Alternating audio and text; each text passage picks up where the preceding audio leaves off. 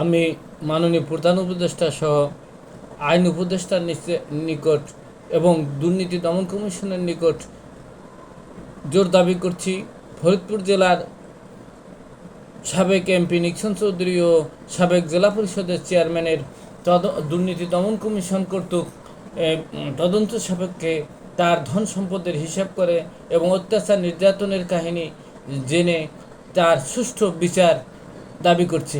এটা আমার একার নয়, এটা সারা এলাকার জনতার দাবি। কিভাবে মানুষকে নির্যাতন করে পানিতে ছুঁয়ে মারছে, একটা আলম নামে একটা লোক মারা গেছে পাত্রাইল গ্রামে। তাছাড়া অনেক লোকের জমি জোর করে দলিল করে এনেছে।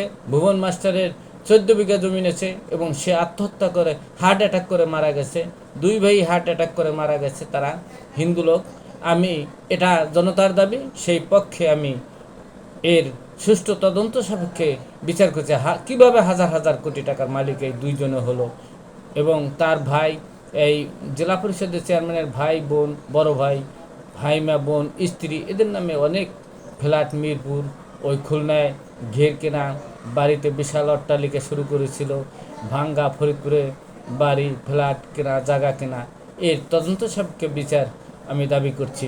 ব্যবসা নাই, বাণিজ্য নাই, জেলা পরিষদের চেয়ারম্যান কিন্তু অগাধ টাকার মালিক। ধন্যবাদ। আমি আশা করি বিচার পাবো এই সরকারের আমলে।